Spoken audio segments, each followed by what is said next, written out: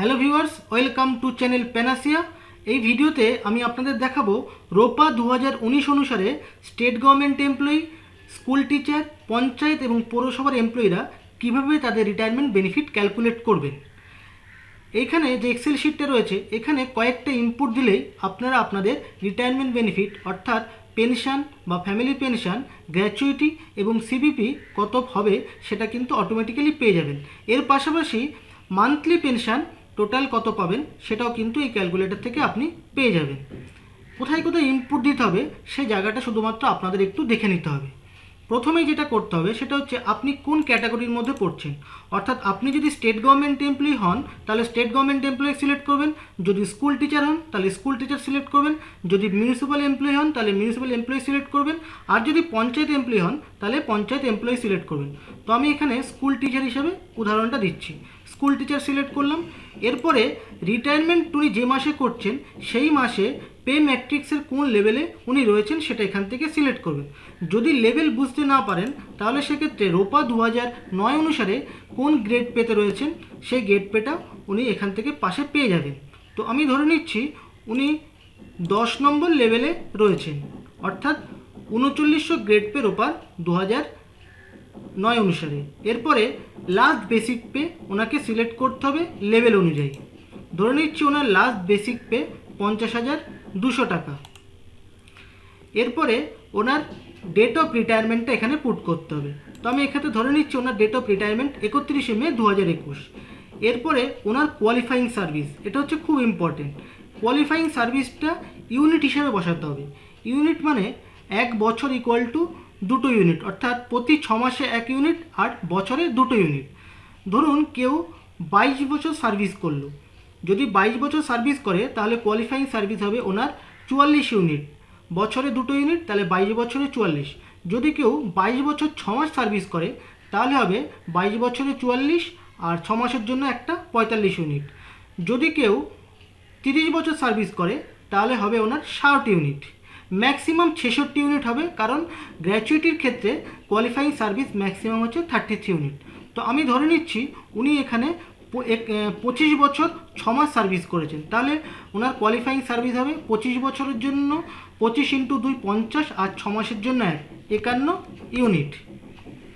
এরপরে রয়েছে দেখুন পেনশন কমিউটেশন, অর্থাৎ উনি পেনশন কমিউট করতে চাইছেন কিনা।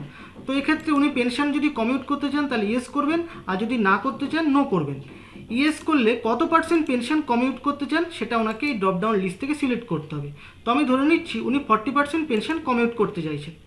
এবার দেখুন সমস্ত ক্যালকুলেশন এখানে চলে এসছে। ওনার গ্র্যাচুইটি হবে 6,59,252 টাকা। উনি পেনশন বিক্রি করছেন 40%, 10,040 টাকা। ওনার এই 10,040 টাকা বিক্রি করার জন্য উনি কমিটেড ভ্যালু পেনশন কত টাকা পাচ্ছেন? 9,87,213 টাকা। আর ওনার বেসিক পেনশন হচ্ছে 25,100 টাকা। রিডিউস পেনশন কত হবে? বেসিক পেনশন মাইনাস যে পেনশনটা উনি বিক্রি করছেন সেইটা, অর্থাৎ 25,100 মাইনাস 10,040 টাকা করে করলে হচ্ছে 15,060 টাকা। আর ওনার এনহ্যান্স ফ্যামিলি পেনশন হচ্ছে 25,100 টাকা, আর নর্মাল ফ্যামিলি পেনশন হবে 15,060 টাকা। এখানে আরও একটা জিনিস বলার আছে, সেটা হচ্ছে ডিয়ারনেস রিলিফ। বর্তমানে ডিয়ারনেস রিলিফ হচ্ছে 3%।